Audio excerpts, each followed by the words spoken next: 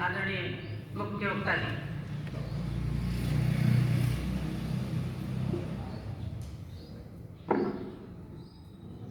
परम पवित्र राष्ट्रीय ध्वज मंचस्थ माननीय संघ चालक एवं उपस्थित ज्येष्ठ श्रेष्ठ आत्मीय बंधुजन, आज हम सब अमृत महोत्सव के उद्घाटन सत्र में उपस्थित हैं। आजादी के 75 वर्ष पूरे होने के उपलक्ष्य में भारत इस समय अमृत महोत्सव मना रहा है। एक मोटा मोटा अनुमान है कि 7 लाख से अधिक वीरों ने इस भारत माता की स्वतंत्रता के लिए बलिदान दिया।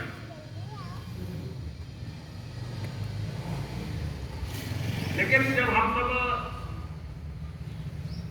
राष्ट्रीय पर्व मनाते हैं, स्वतंत्रता दिवस मनाते हैं या गणतंत्र दिवस मनाते हैं, दो अवसरों पर अधिकतर उन बलिदानों की चर्चा होती है, तो 7 लाख में से मुश्किल से 7 लोगों के नाम आते होंगे। अधिकतर बलिदानी हुतात्माओं के न तो हम नाम जानते हैं न उनका कोई चर्चा होता है। कोई तंत्र ऐसा नहीं है जो उसको प्रसारित करता हो, उसको आगे बढ़ाता हो। तो इसलिए 75 वर्ष पूरे होने के उपरांत इस अमृत महोत्सव में हम सब की जिम्मेदारी बनती है कि उन शहीदों को, उन हुतात्माओं को अपना श्रद्धा सुमन अर्पित किया जाए। और जब 7 लाख लोग बलिदान हुए होंगे तो फिर कम से कम उससे 10 गुना प्रताड़ित हुए होंगे। किसी के घर खोद दिए गए, किसी को काला पानी कर दिया गया, न जाने कितने लोग जेलों में सड़ गए। तो बलिदानों के साथ साथ जो त्याग, बलिदान, समर्पण की जो भावना और जो विनाश की एक महालीला हुई, उसमें पूरा देश पराक्रांत हुआ। और इन सब परिस्थितियों के बाद भी भारत ने कभी झुकना नहीं सीखा। भारत का इतिहास ऐसा रहा है कि भारत पर लगातार आक्रमण हुए, लेकिन कभी पूरा देश कोई भी आक्रांता कब्जा नहीं कर पाया, शासन नहीं कर पाया। एक उत्तर पर कोई कब्जा करता था तो दक्षिण खड़ा हो जाता था, दक्षिण पर अगर उसने राज्य स्थापित किया तो उत्तर खड़ा हो गया। कुल मिलाकर स्वतंत्रता संग्राम को हम सब अंग्रेजों के विरुद्ध जो लड़ाई हुई उसी से लेते हैं। उसके पहले के भी कई ऐसे कालखंड हैं जो लगातार संघर्ष के रहे। स्वतंत्रता संग्राम भी लगभग 2 भागों में बट गया। एक जिसको हम कहते हैं कि स्वतंत्रता संग्राम, भारतवर्ष का प्रथम स्वतंत्रता संग्राम, और छुटपुट अन्य लड़ाइयों, और दूसरा एक कहते हैं स्वतंत्रता आंदोलन। बहुत चालाकी से स्वतंत्रता संग्राम को स्वतंत्रता आंदोलन से अलग किया गया। स्वतंत्रता संग्राम को भी कई बार भारत के तथाकथित विद्वानों ने कहा कि वो तो लोग अपने राज्य को बचाने के लिए लड़ रहे थे, अपने स्वार्थ के लिए लड़ रहे थे। वास्तव में ये स्व की लड़ाई थी। आज रानी लक्ष्मीबाई की जन्मतिथि है। संघ ने निर्णय किया कि इस अमृत महोत्सव को रानी लक्ष्मीबाई के जन्म दिवस से 19 नवंबर से और विजय दिवस 16 दिसंबर तक मनाएंगे। और इसके लिए प्रत्येक जिले में, प्रत्येक खंड में, प्रत्येक नगर में, प्रत्येक मंडल में, प्रत्येक ग्राम में कार्यक्रम किए बड़ी अपेक्षा है। ऐसी योजना भी है, यहाँ की योजना बन गई होगी। तो रानी लक्ष्मीबाई के भी बारे में लोग ये कहते थे कि उनका जो स्वतंत्रता संग्राम था व्यक्तिगत था। रानी लक्ष्मी जैसे बहुत हुतात्मा हुए, बहुत ही लंबी सूची है, लेकिन उनके सबके नाम इसलिए नहीं है क्योंकि रानी लक्ष्मीबाई पर तो एक गीत लिख गया, एक कवि ने उन पर गीत लिख दिया, सुभद्रा कुमारी चौहान। और इस कारण से रानी लक्ष्मीबाई जन जन के मन में बस गई। नहीं तो रानी चेन्नम्मा दुर्गावती जैसी बहुत सी रानियां ऐसी थी, बहुत सी महिलाएं ऐसी वीरांगनाएं थी जो देश के लिए लड़ी, लेकिन उनका कहीं नाम नहीं है। 15 अगस्त 26 जनवरी पर हम लोग बहुत शाम से एक गीत बजाते हैं, साबरमती के संत तूने कर दिया कमाल, चुटकी से दुश्मनों को देश से दिया निकाल।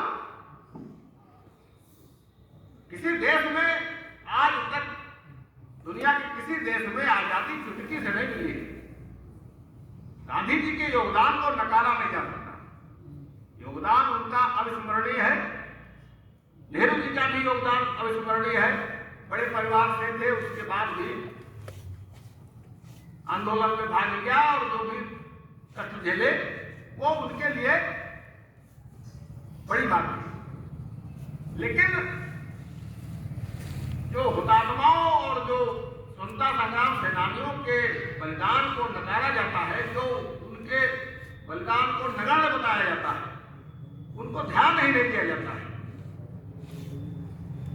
तो ये उचित नहीं, ये अन्याय है। और जैसे रानी लक्ष्मीबाई को याद देखिए कि 29 वर्ष की अवस्था थी, मात्र 29 वर्ष की, कोई साथ देने वाला नहीं था। और नवंबर 1857 से जून 1858 लगभग 8 महीने निरंतर युद्ध चला। अंग्रेजों ने स्थिति यह थी कि धीरे धीरे पूरे देश की सेनाएं रानी लक्ष्मीबाई पर चढ़ाई के लिए एकत्रित कर ली।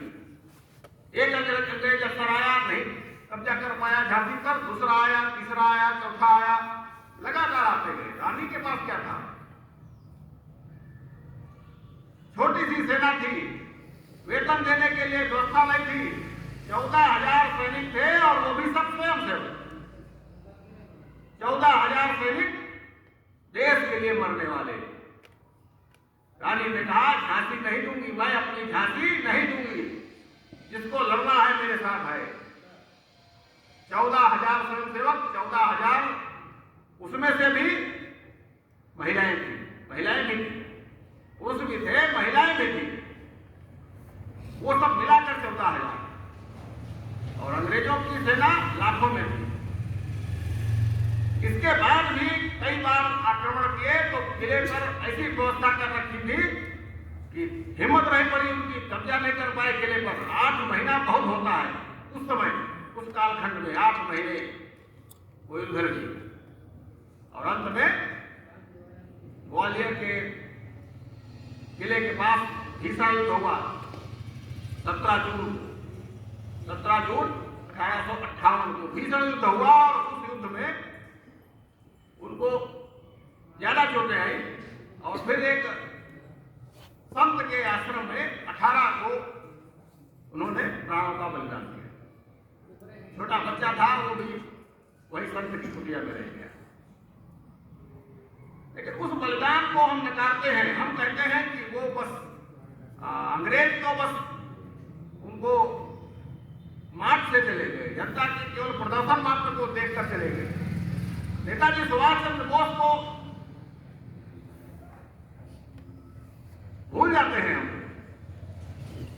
विषय आता है आजादी, आजादी तो है, आजादी मिली है, इसमें कोई संदेह नहीं है। लेकिन क्या क्रांतिकारी ये आजादी चाहते थे जैसी आजादी हमको मिली? क्या क्रांतिकारी चाहते थे कि भारत 2 खंडों में बढ़ जाए? इन्होंने बलिदान दिया तो क्या ये सोच कर दिया था?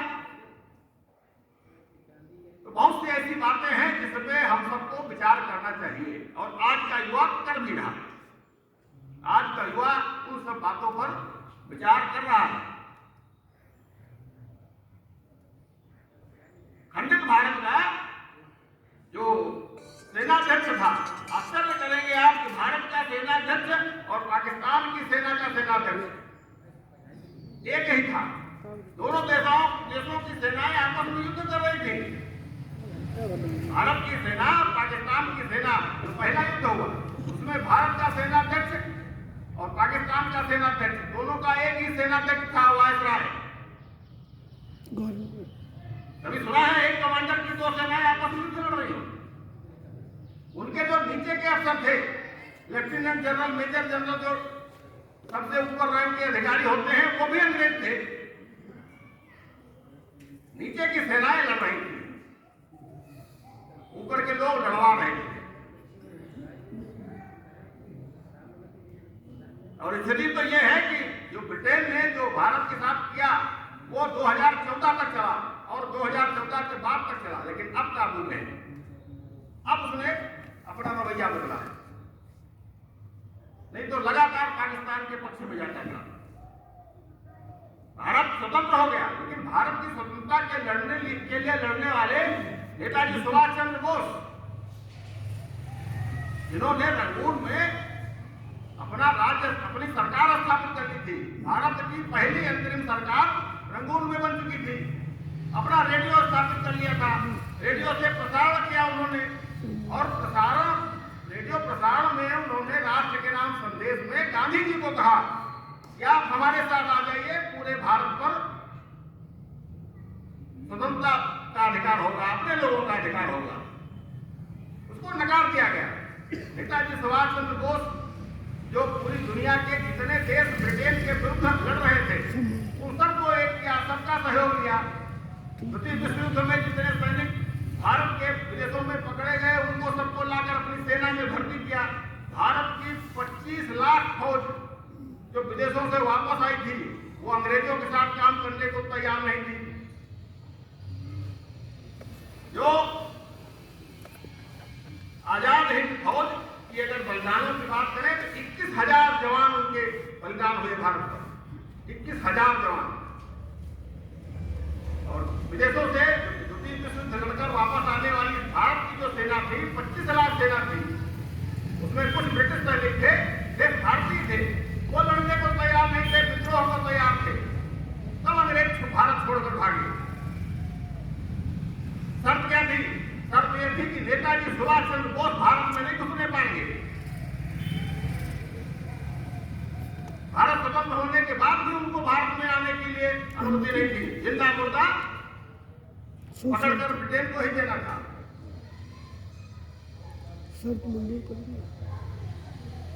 तो स्वतंत्रता हमको मिली वो कितनी थी, किस स्थिति में मिली है, किस स्थिति में प्राप्त कर ली गई, ऐसी शर्तें क्यों मान ली गई? भारत का जो पहला गवर्नर जनरल बना, भारत का पहला गवर्नर जनरल वो बनाया गया व्यक्ति जो बंगाल के गवर्नर जनरल हुआ करते थे। ब्रिटिश बंगाल प्रेसिडेंसी जो थी अंग्रेजों की सबसे पहली प्रेसिडेंसी थी, वहां से वो पूरी शासन सत्ता चलाते थे, मुख्य केंद्र था उनका, बाद में दिल्ली आई। उस बंगाल प्रेसिडेंसी के जो गवर्नर थे उनको स्वतंत्र भारत का गवर्नर जनरल बनाया गया। उसके बाद वो पद समाप्त हो गया। सत्ता का हस्तांतरण कहां है?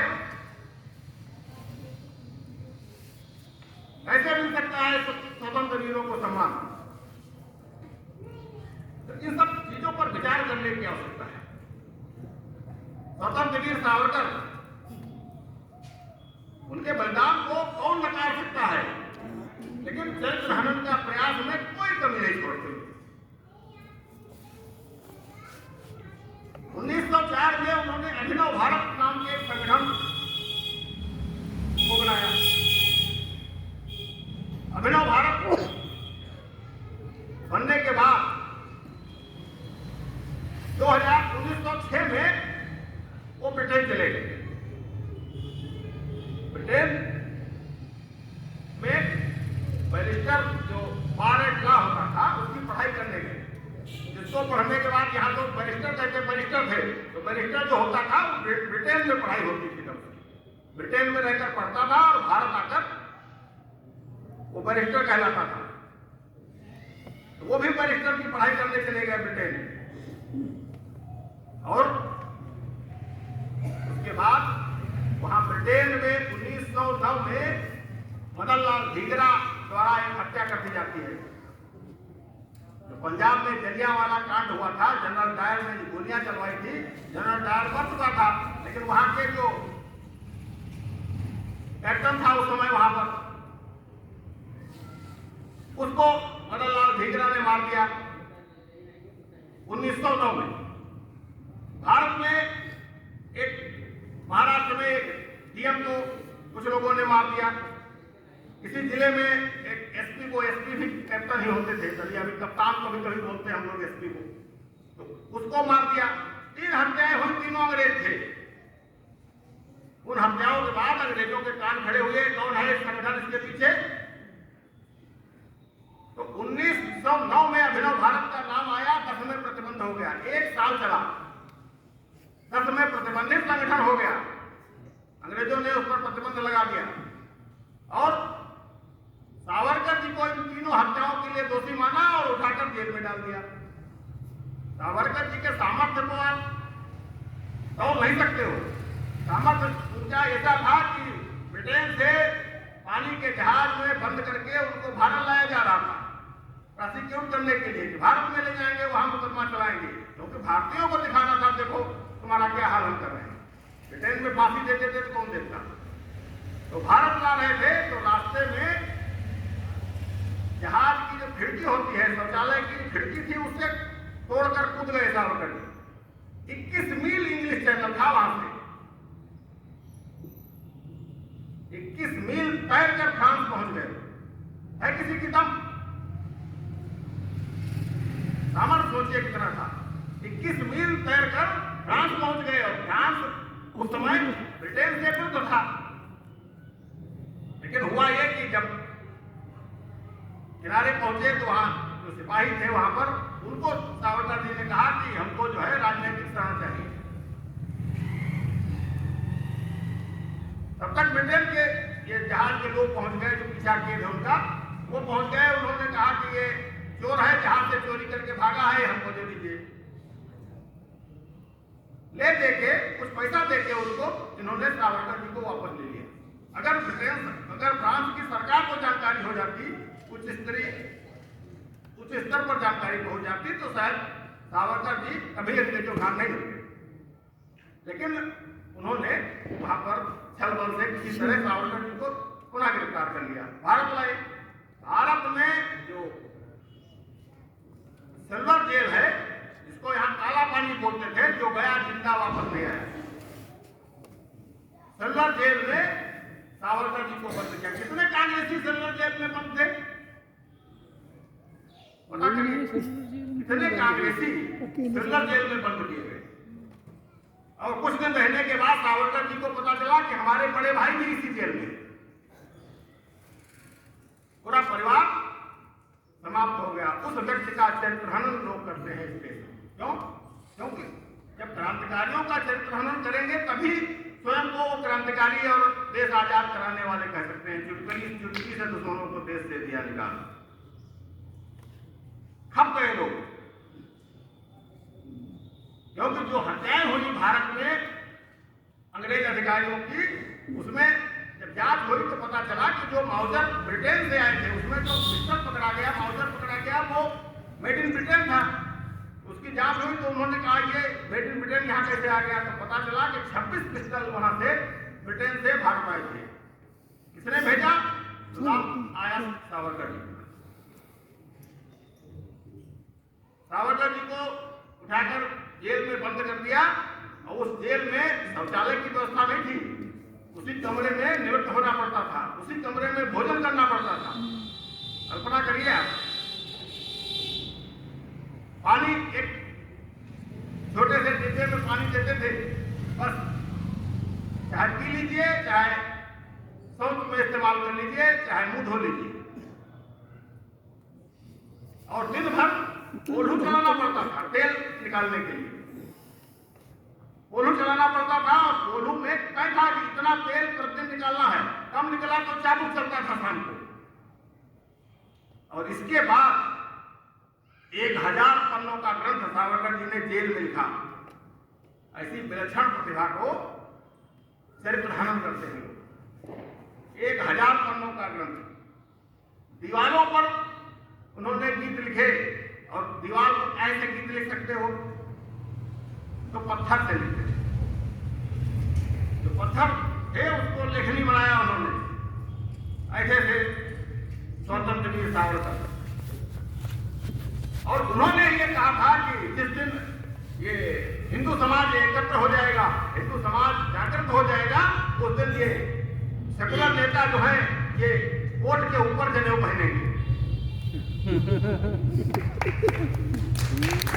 वही आज आपको चर्चा हो रहा है कि मंदिर मंदिर लोग घूम रहे हैं। सावरकर जी कह रहे हैं मंदिर मंदिर लोग घूम रहे हैं, तो वो जब मंदिर जाते हैं तब वो कहते हैं ये नींव तो सावरकर जी डाल के गए थे, हम मंदिर आ जाएंगे, हमारे पतन के लिए वो जिम्मेदार, इसलिए चरित्र हनन करते हैं। कोई दूसरा क्रांतिकारी नहीं रहा सावरकर जी जैसा, कोई क्रांतिकारी नहीं रहा। अंग्रेज और कांग्रेस में तो कोई रहा ही नहीं जिसको सिल्वर जेल भेजा गया हो, जिसको यात्राएं दी गई हो। अंग्रेजी नेताओं को तो राजनीतिक कैदी बताते थे, जेल में बंद करते थे, वहां अखबार जाता था, वहां क्या खाओगे नाश्ता मेनू तय होता था, यहाँ तक कि रसोईया दिया जाता था। आप पूरा पढ़िए उनका हिसाब किताब। क्योंकि कांग्रेस की स्थापना सिर्फ इसलिए हुई थी कि जो 1857 का स्वतंत्रता संग्राम हुआ था, दोबारा वैसा संग्राम न होने पाए भारत में, इसलिए कांग्रेस की स्थापना हुई। भारत में जब अंग्रेज आए तो उन्होंने एक सर्वे कराया पूरे भारत का कि ये बगल में, भारत के बगल में पर्सिया एक देश था। पर्सिया में रहने वाले पारसी कहलाते थे। पारसी भारत में है, आप लोग जानते हो, बड़े बड़े पदों में रहे भारत के। तो पर्सिया में कुछ मुस्लिम गए। 50 वर्षों में पर्सिया जो है मुस्लिम राष्ट्र हो गया और उसका नाम बदलकर हो गया ईरान। दुनिया के नक्शे पर पर्सिया नहीं है, लेकिन पारस की खाड़ी है, पारसी है, पर्सिया नहीं। पारसियों का कोई देश नहीं दुनिया में। तो अंग्रेजों ने ये विचार किया कि ये 50 वर्षों में वो स्थिति ईरान की कर दिया जिन लोगों ने ये 500 वर्ष भारत में रहने के बाद भी इनकी ये स्थिति है कि जब भारत में अंग्रेज आए तो सत्ता भारतीयों के पास, इन्हें किन्हें स्थानों पर, जैसे दिल्ली है, लखनऊ है, बड़े बड़े केंद्रों पर, शहरों में, महानगरों में केवल उनकी सत्ता थी। वो भी नाम की भारत जफर का क्या अस्तित्व था, कुछ नहीं। शिवाजी महाराज के समय से जो ज्वाला चली मराठा साम्राज्य की, वो झांसी की रानी तक चलती रही।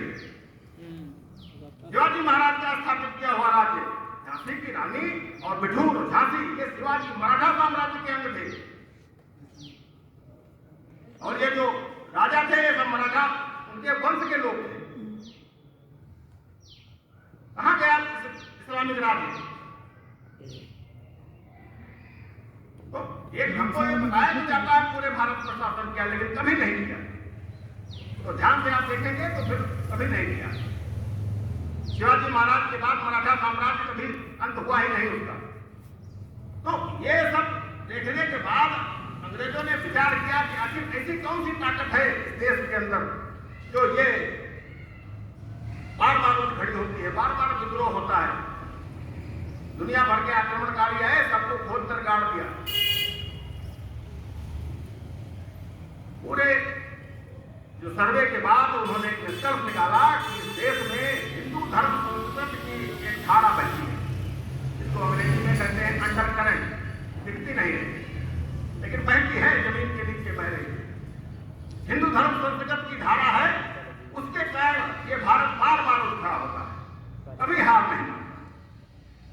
एक पीढ़ी हार कर बैठ गई तो दूसरी पीढ़ी खड़ी हो गई, युवा पीढ़ी आई, उसने कहा हम हार नहीं मानेंगे, बलिदान करेंगे। रानी लक्ष्मीबाई के नेतृत्व में 14,000 लोगों ने बलिदान दिया, कोई बेटा नहीं मिलता था उनको।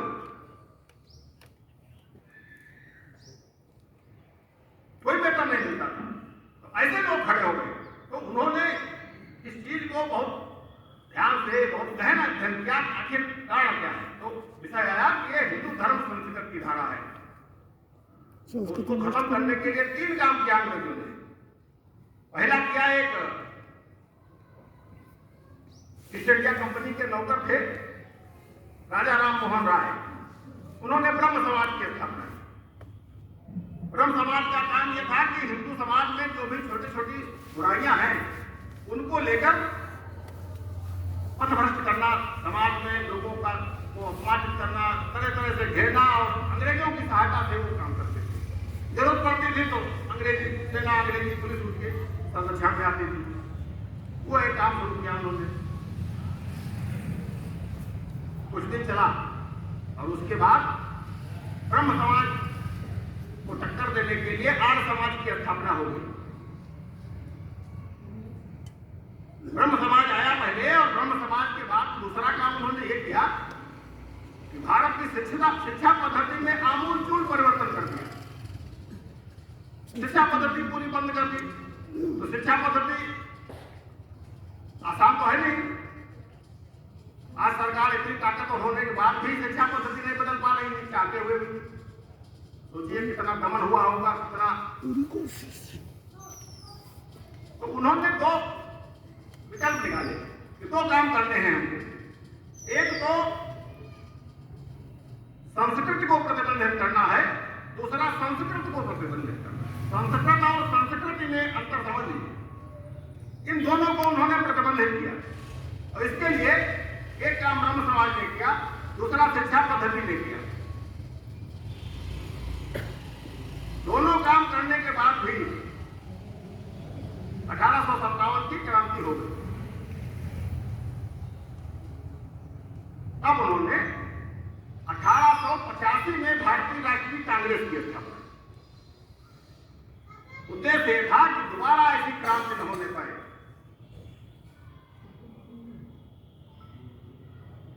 वो चल निकला। राष्ट्रीय जितने राष्ट्र के राष्ट्रभक्त लोग थे वो सब कांग्रेस में सम्मिलित हुए। संघ के संस्थापक डॉक्टर साहब भी कांग्रेस में सम्मिलित हुए, नेताजी सुभाष चंद्र बोस भी सम्मिलित हुए, बहुत से लोग सम्मिलित हुए। लेकिन लोग धीरे धीरे जैसे जैसे उनको समझ में आता गया वो छोड़ते गए। तो कुल मिलाकर उन्होंने किसी कांग्रेसी को प्रताड़ित नहीं किया। यहां तक कि उन्होंने अपने लोगों को स्थापित करने के लिए जो आंदोलन भारत का चला रहे थे, लाल बाल पाल, लाला लाजपत राय, बिपिन चंद्र पाल और बाल गंगाधर तिलक, ये 3 नेता भारत के सर्वमान्य नेता थे, और आजादी की लड़ाई इनके नेतृत्व में लड़ी जा रही थी। उनको किनारे करने के लिए पूरी ताकत लगा दिया, तरह तरह के हथकंडे अपनाए।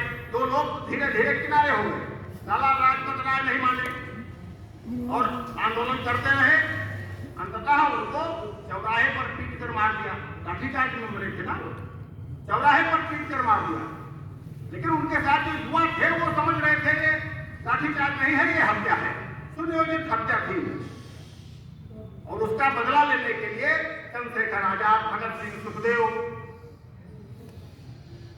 राजगुरु, राम प्रसाद बिस्मिल, ये लोग खड़े हो गए। और उन्होंने जो अंग्रेजों की हत्याएं की वो केवल बदला लेने के लिए प्रस्तुत में की। तो जितने लोग स्वतंत्रता संग्राम में भाग लिए वो सब क्या, कोई गरम दल बताया, कोई नरम दल। नरम दल गरम दल कोई नहीं था। एक पक्ष था जो अंग्रेजों के पक्ष में था, एक अंग्रेजों के विरुद्ध था, तो सीधा संघर्ष चाहता था कि हमारी मातृभूमि है। नेताजी जैसे कहते थे तुम मुझे खून दो मैं तुम्हें आजादी दूंगा, कि हमारी मातृभूमि है, हम छीन लेंगे। लेकिन दूसरे लोग मांग कर लेना चाह रहे थे, उसी पर तो विवाद छिड़ गया। तो बहुत से ऐसे लोगों के बारे में अपने स्थानीय स्तर पर आप देखेंगे, बहुत से लोग ऐसे हैं जो बलिदान हुए, जिनको फांसियां हुई। तो स्थानीय स्तर पर उन लोगों को जो हम गांव-गांव जाएंगे, खंड स्तर पर जो मंडल स्तर पर जो कार्यक्रम करेंगे, तो उनका सबका नाम आना चाहिए, कम से कम उनके चित्र लगने चाहिए। यहाँ पर भी जो मोहल्ले के आसपास बलिदान हुए वीर लोग, तो तो उनके भी चित्र लगाने चाहिए थे। तो ऐसे उन सबका मान बढ़ाना चाहिए और समाज को इसकी जानकारी में आना चाहिए कि कौन लोग, कितने लोग शहीद हुए, हमारे क्षेत्र के कितने लोग शहीद हुए, क्योंकि पूरे देश में एक बलिदानों की परंपरा रही है और एक लंबी सूची है। तो उस सूची को आगे बढ़ाना है और सभी शहीदों को बराबर सम्मान मिले, ये अपेक्षा है। धन्यवाद।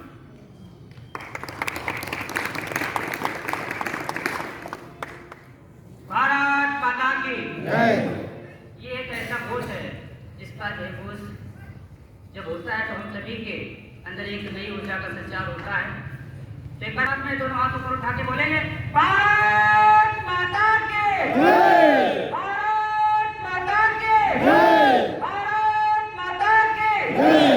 आदरणीय मुख्यमंत्री जी ने हमें अपने आशीर्वाद वचन के माध्यम से, अपने वचनों, अमृत रूपी वचनों के माध्यम से हम सभी को अभिषेचित किया। ये वो बातें हैं, ये वो बातें हैं ये जो अभी मुख्यमंत्री जी ने हम सभी के समक्ष बातें रखी। आप जब पाठ्यक्रम पुस्तकों में देखेंगे तो बहुत गहराई से आपको जाना पड़ेगा ये बात ढूंढने के लिए। आपने संक्षिप्त समय में बहुत विस्तृत रूप से बहुत अच्छी बातें हम सभी के बीच में रखी, जो कि आज की आवश्यकता है। हम सभी नवयुगों की यही आवश्यकता है कि हम सभी लोग एक माला बने।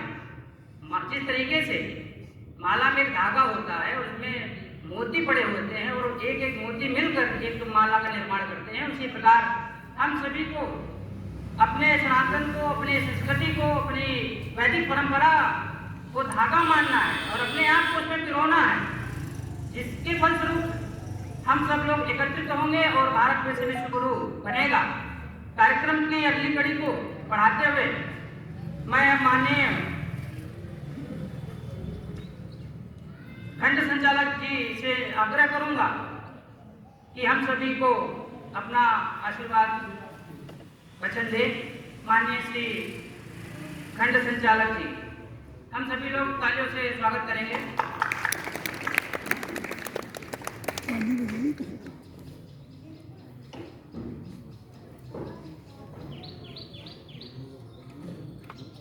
धन्यवाद संचालक महोदय जी। परम पवित्र राष्ट्रीय ध्वज भारत माँ को नमन करते हैं, जिस पर हमने जन्म लिया। वैभवशाली माँ, मंच पर उपस्थित प्रांत कारवाह जी, सह संचालक जी, हमारे स्थानीय स्वतंत्रता संग्राम में भागीदारी करने वाले ऐसे सैनिक, हम उनका सम्मान करते हैं। देवतुल्य स्वयंसेवक बंधु, क्षेत्र ग्राम से आए हुए हमारे नौजवान भाइयों, इस विद्यालय के प्रधानाचार्य जी, संपूर्ण स्टाफ, शिक्षक स्टाफ, कर्मचारीगण, इस कार्यक्रम का आयोजन जिनके द्वारा हुआ, ऐसे संयोजक प्रशांत भैया और छोटे कर्मचारी जिन्होंने कुर्सियां लगाई होंगी, हम सबको आभार व्यक्त करते हैं, दिल की गहराइयों से धन्यवाद देते हैं, जिन्होंने इस कार्यक्रम को सफल बनाने में अपना सहयोग दिया। ये कार्यक्रम लगभग 27 दिन चलने वाला है। आज इसका उद्घाटन था, आजादी का अमृत महोत्सव। संघ के द्वारा ये लिया गया है, हमारे संघ के उच्च अधिकारियों ने सौंपा है। खंड स्तर पर सभी जगह हो रहा, प्रांत, खंड, जिला और मंडल स्तर तक जाएगा। उद्देश्य है भारत के अंदर देशभक्ति जगाना। देशभक्ति 1947 से पहले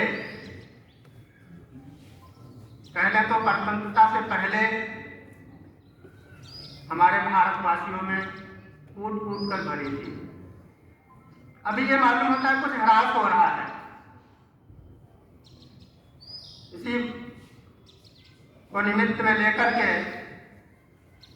संघ ने यह आयोजन किया कि वो बच्चे भी जाने कि हमारा भारत जो परतंत्र था, जिसको आजाद कराया गया, उसके पीछे कौन से लोग थे, क्या नाम थे उनके, कौन से उनके वंशज बचे हैं जिनका हम सम्मान करें, जो हमारी आगे आने वाली पीढ़ी जान सके कि किस प्रकार से हमें आज़ादी मिली।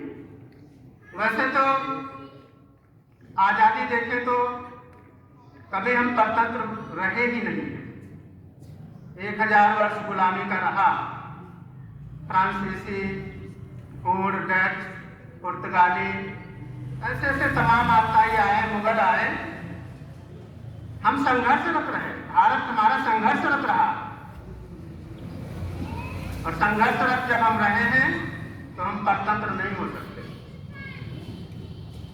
एक खंडकाल रहा, 1857 में आज़ादी हमें मिल जाती, भारत को आज़ादी मिल जाती, परंतु कुछ ऐसे कमियां आ गई थी जिसके कारण नहीं मिले। फिर भी हम संघर्षरत रहे। 90 वर्षों के बाद भारत को आज़ादी मिली। तो ये आज़ादी अक्षुण्ण रहे, इसी के निमित्त कार्यक्रम गांव-गांव तक जाना है, ऐसा ऊपर से निर्देश आदेश है। प्रत्येक मंडल और प्रत्येक गांव में जो भी हमारे क्रांतिकारी रहे, उनके वंशज या वर्तमान समय में जो फोर्स में हैं, ऐसा कुछ निर्देश है, उनका हम सम्मान करें। पुनः हम सभी को दिल की गहराइयों से धन्यवाद देते हैं कि आप सभी लोग इस कार्यक्रम में उपस्थित हुए, हमारा सहयोग किया, हमारे युवाओं का उत्साहवर्धन किया। इसी के साथ हम इस कार्यक्रम को समाप्त करने की घोषणा करते हैं। जय हिंद। भारत माता की जय।